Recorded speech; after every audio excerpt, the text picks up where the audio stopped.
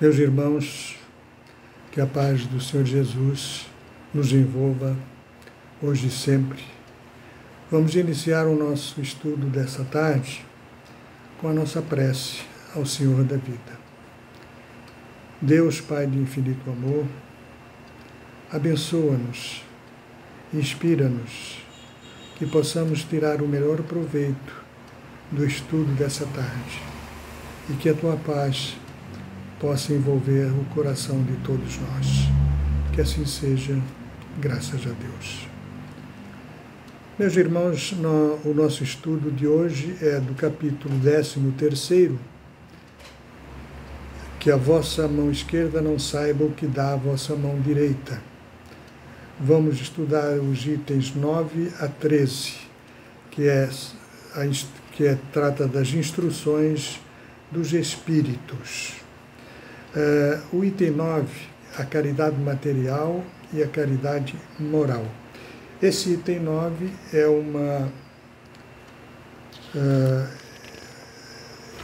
um relato de um espírito chamado Irmã Rosália. Então ela começa assim: amemo-nos uns aos outros e façamos aos outros o que queremos que os outros nos façam. Nessas palavras se acham contidas toda a religião e toda a moral. Se elas fossem seguidas aqui na terra, todos vós seríeis perfeitos, sem ódios e sem desentendimentos. E eu ainda diria mais, sem pobreza, porque do supérfluo da mesa de cada rico, muitos pobres se alimentariam. Então, esse começo aqui é importante.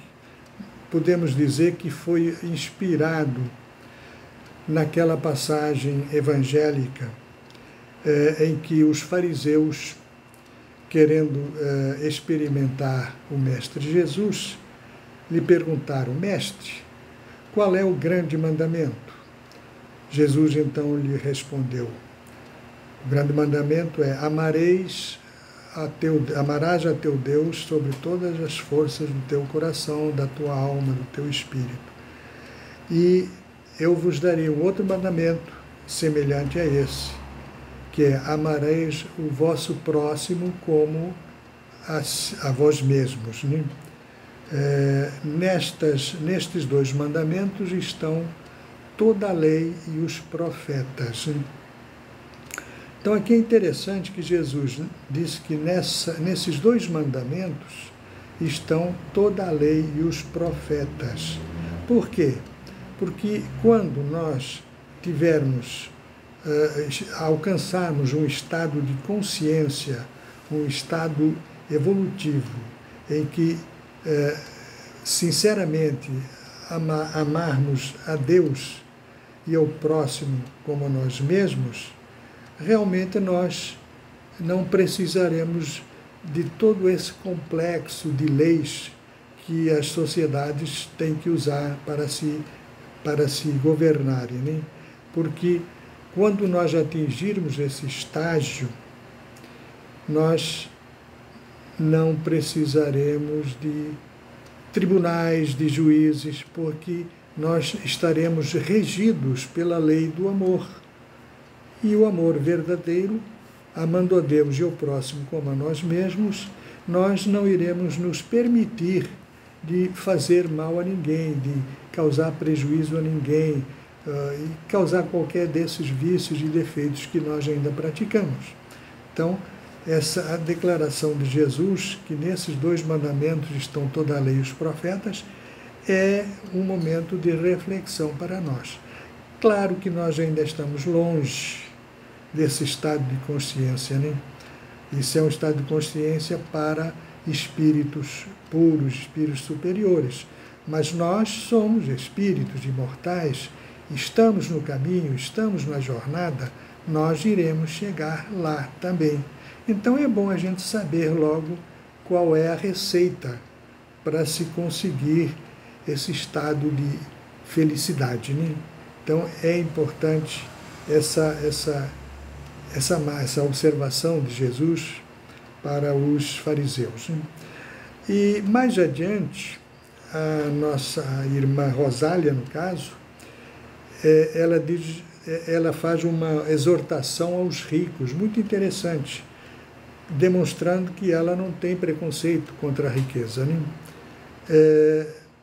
Ela diz o seguinte: ricos, pensai um pouco em tudo isso, ajudai os infelizes o mais possível, auxiliai para que um dia Deus vos retribua o bem que tiverdes feito, para que encontreis, ao deixardes o vosso invólucro terrestre, um cortejo de espíritos agradecidos, que vos receberão à entrada de um mundo mais feliz.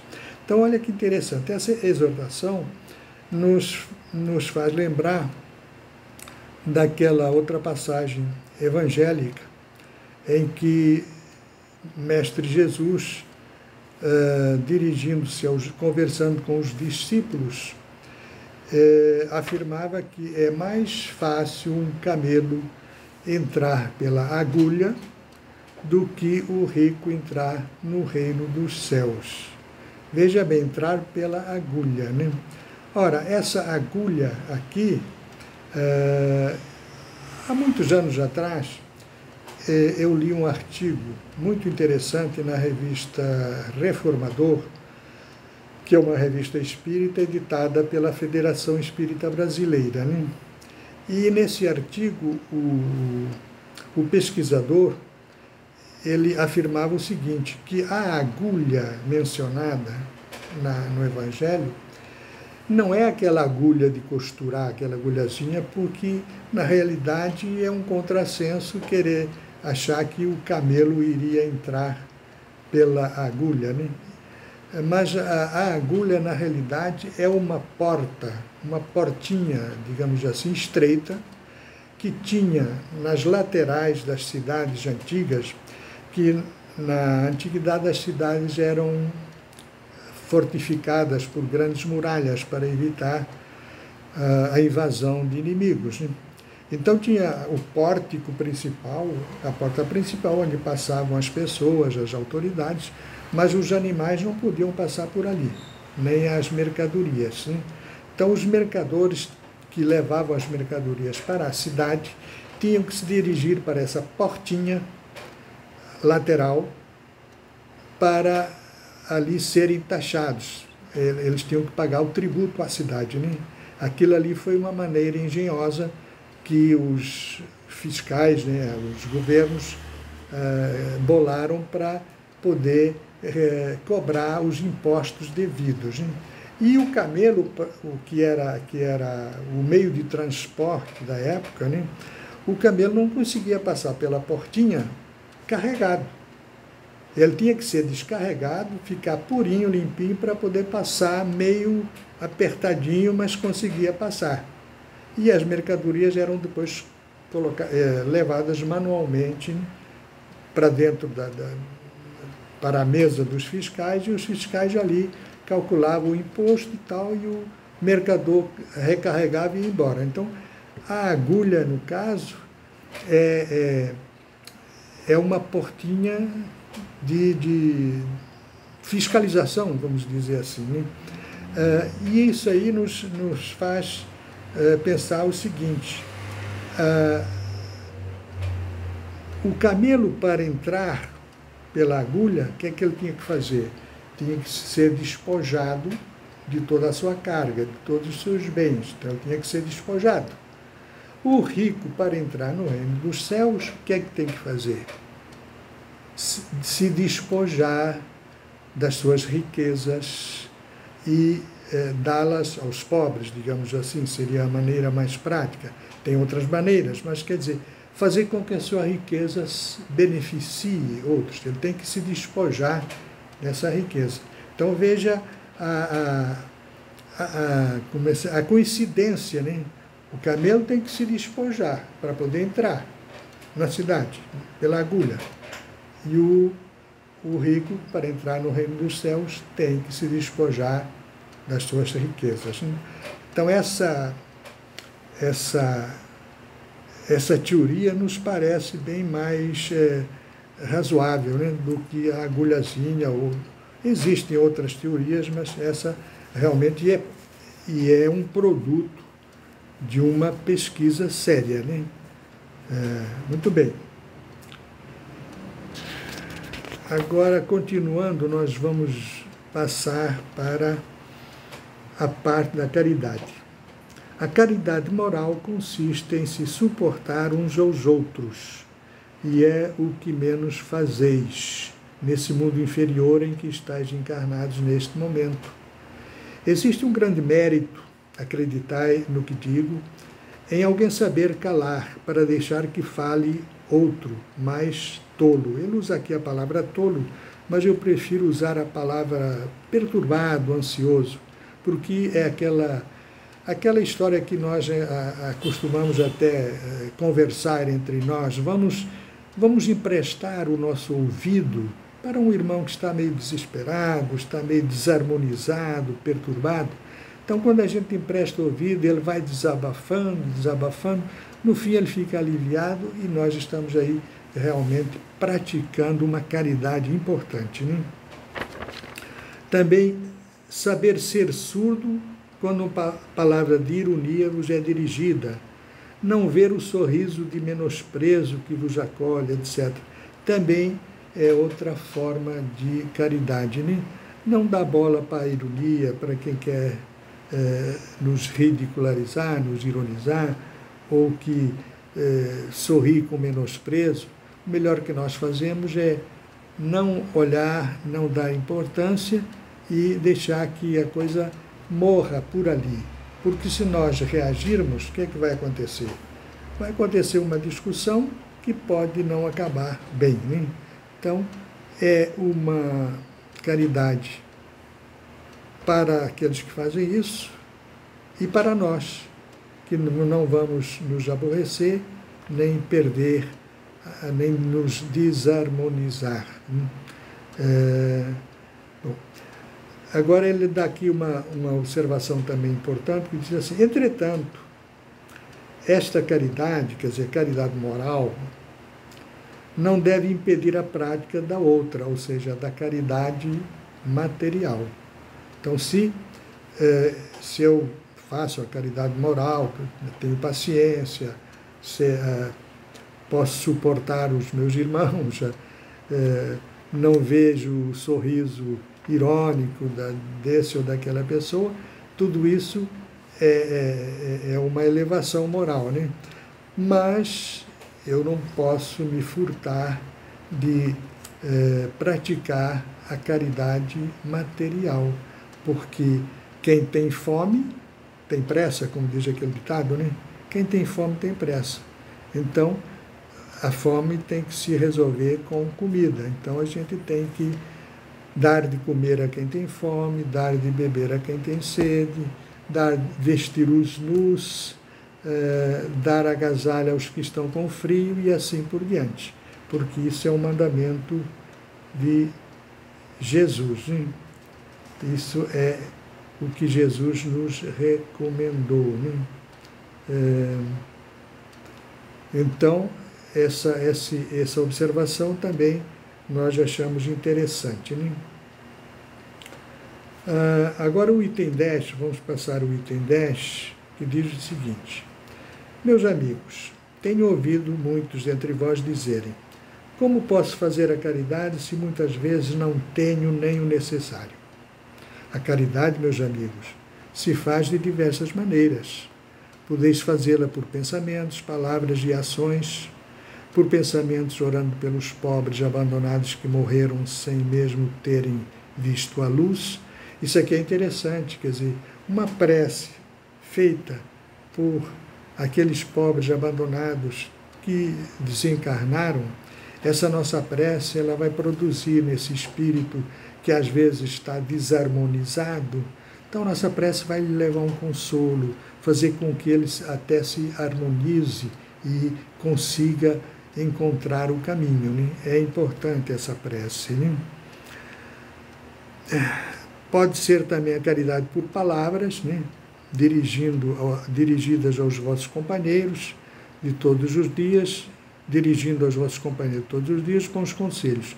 Então, os nossos amigos, nossos companheiros, às vezes estão com problemas. Então, se a gente puder dar aquela palavra de consolo, de harmonia, de esperança, é uma maneira de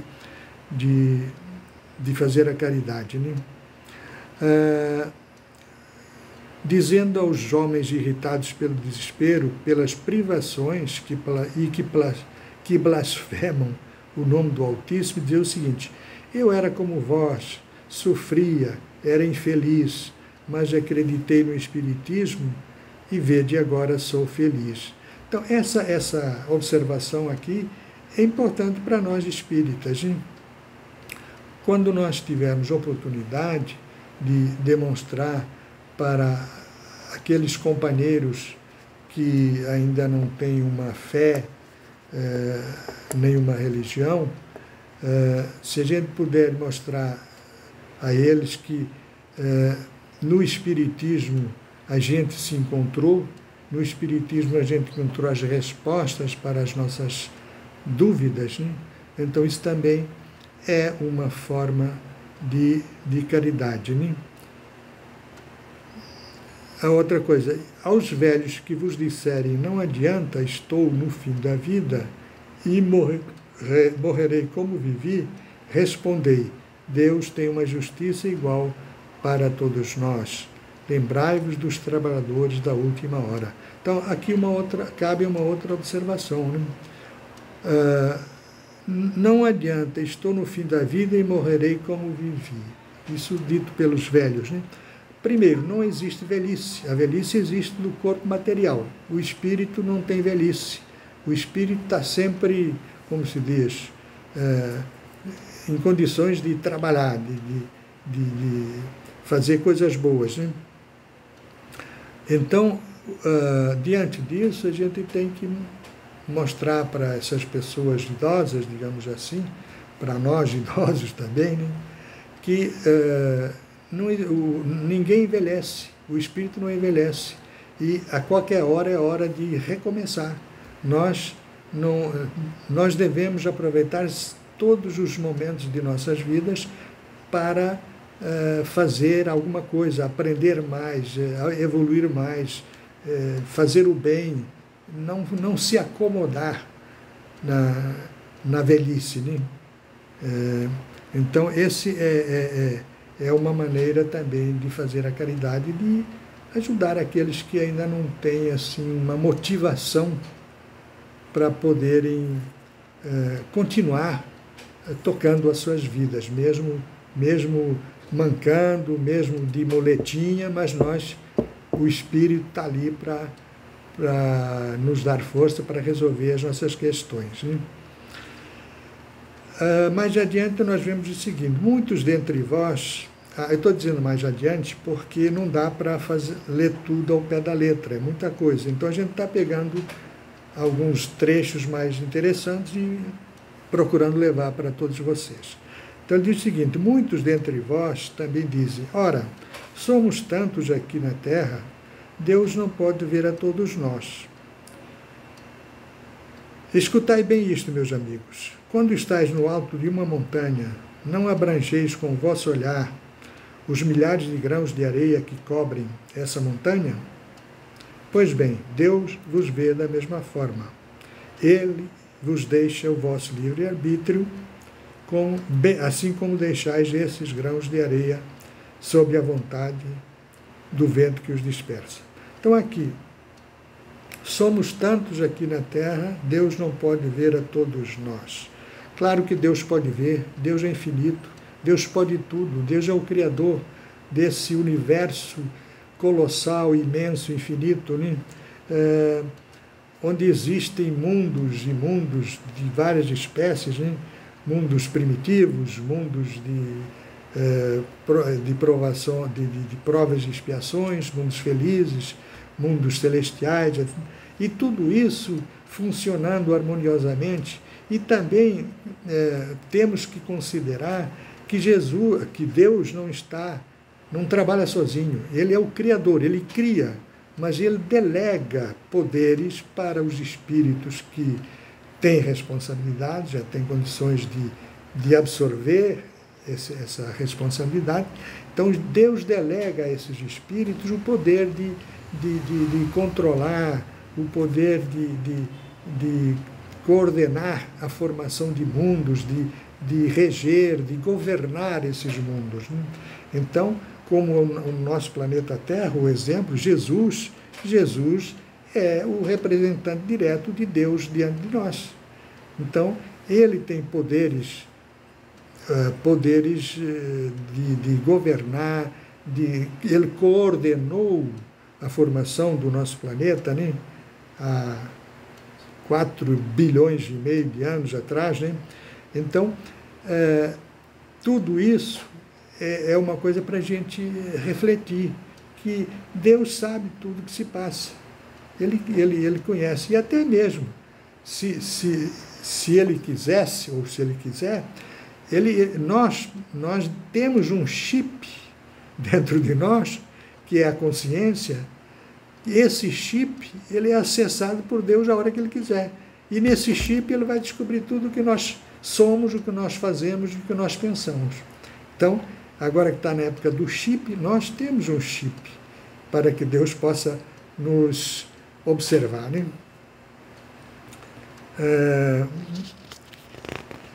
Muito bem, então essa consciência, que é justamente o grande juiz de todos nós, é essa consciência que vai fazendo com que nós possamos evoluir, né? Evoluir. Agora vamos ver aqui o item 11, que trata da beneficência, né? A beneficência, meus amigos, vos dará neste mundo os mais puros e os mais doces prazeres, as alegrias do coração, que não são perturbadas nem pelo remorso, nem pela indiferença. Se pudesseis compreender tudo quanto de belo e de doce a generosidade das boas almas encerra, esse sentimento que faz com que vejamos os outros como vemos a nós mesmos, e que tiremos o agasalho com alegria para cobrir o irmão, pudesseis, meus amigos, ter apenas a doce preocupação de fazer os outros felizes, quais são as festas do mundo que podereis comparar a estas festas radiosas, quando, tornando-vos representantes da divindade, levais alegria a essas pobres famílias? Então, aqui, a beneficência, olha que retrato, que fotografia nos dá esse espírito aqui. Quais as alegrias que podem ser comparadas a essa alegria, a esse prazer de ter feito uma boa ação, de ter ajudado, de ter feito a caridade, de ter tornado um irmão infeliz, fazendo com que ele seja mais feliz, que ele possa esquecer-se um pouco da sua infelicidade.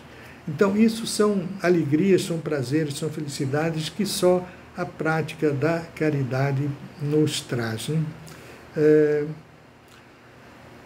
Compreendei quando são deliciosas as impressões daquele que vê renascer a alegria, onde um momento antes só havia desespero. Ide ao encontro do infortúnio, ide principalmente em socorro das misérias escondidas, porque são as mais dolorosas. Ide, meus bem-amados, e lembrai-vos destas palavras do Salvador. Quando vestirdes um destes pequenos, lembrai que é a mim que fazeis. Então, esse parágrafo dá esse fecho muito bonito. Quando vestirdes um destes pequenos, o que é que nós estamos fazendo? Vestindo a Jesus. Estamos sendo instrumentos de Jesus. Então, isso é importante. Isso é maravilhoso quando a gente consegue se colocar a serviço de Jesus, né? Vamos para o item 12, que diz o seguinte, esse 12 é do São Vicente de Paulo, né? Também é importante. Sede bons e caridosos, essa é a chave dos céus que tendes em vossas mãos. Toda a felicidade eterna se encerra nessas palavras, amai-vos uns aos outros. A alma só pode elevar-se nas regiões espirituais pelo devotamento ao próximo, e só encontra felicidade e consolação no exercício da caridade.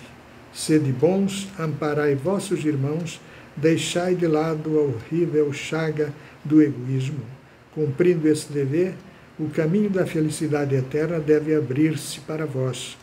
Aliás, quem dentre vós não sentiu o seu coração saltar, sua alegria interior aumentar, ao ouvir o relato de uma bela ação, de uma obra verdadeiramente caridosa? Se procurasseis apenas o prazer que uma boa ação proporciona, ficarias sempre no caminho do progresso espiritual. Os exemplos não vos faltam. O que falta é a boa vontade, que é rara. Então, o toque, a chave, a insistência dos nossos irmãos espíritas, dos nossos irmãos espíritos, nessas lições, é a caridade, o amor ao próximo, a beneficência, que é a chave da nossa felicidade também. Então, essa é a palavra-chave para que a gente consiga uma vida mais pacífica, mais leve, né, em nossos corações. O coração, o Cristo não vos disse tudo o que se refere às virtudes de caridade e de amor? Por que deixar de lado seus divinos ensinamentos? Por que fechar os ouvidos às suas divinas palavras? O coração a todos os seus bondosos conselhos? Eu queria que se tivesse mais interesse, mais fé nas leituras evangélicas. Abandona-se esse livro, faz-se dele uma palavra quimérica, uma carta fechada. Deixa-se esse código admirável no esquecimento. Vossos males provêm do abandono voluntário em que deixastes esse resumo das leis divinas. Lede, pois, essas páginas ardentes sobre o devotamento de Jesus e meditai sobre elas. Aqui o Vicente de Paulo está, digamos assim, nos puxando a orelhinha, né? Dizem que a gente está lendo pouco o Evangelho. Nós temos que ler mais o Evangelho. O Evangelho é a chave do céu. Então nós temos que ler o Evangelho, não só o Evangelho segundo o Espiritismo, que é a nossa chave, que ela nos abre os horizontes, mas agora que nós estamos com os horizontes mais abertos, nós podemos ler a Bíblia em si, que tem ali muitos ensinamentos muito importantes para os nossos roteiros de vida. Então, ler o Evangelho de Jesus é o principal roteiro para a nossa salvação. A caridade é a virtude fundamental que deve sustentar todo edifício das virtudes terrestres. Sem ela, as outras virtudes não existem. Então, continua se batendo nessa tecla. Caridade, caridade, como diz a doutrina espírita, fora da caridade não há salvação. Então, a caridade é o objetivo principal que toda a alma deve almejar, praticar. Nós, espíritos imortais, criações do Deus onipotente, onisciente e amoroso, nós temos que absorver esse princípio de vida, caridade. Vamos praticar a caridade em todos os sentidos que nos forem possíveis. Vamos aproveitar todas as chances que se apresentarem diante de nós de fazer a caridade, de fazer o bem. Muitas vezes a gente deixa passar uma excelente oportunidade de ajudar, de fazer a caridade e de sentir os nossos corações palpitarem e perdemos essa chance. Então, vamos tentar, vamos procurar aproveitar essas oportunidades e vamos ler o Evangelho e vamos meditar sobre os ensinamentos de Jesus. O nosso tempo acho que já está se esgotando, né? Muitas coisas ainda tem para se fazer, mas outras oportunidades haverá para que a gente possa abordar esse assunto. Que a paz do Senhor Jesus permaneça em todos nós e que o seu amor possa ser vivenciado por cada um de nós. Muita paz, obrigado, que Deus nos abençoe. Graças a Deus.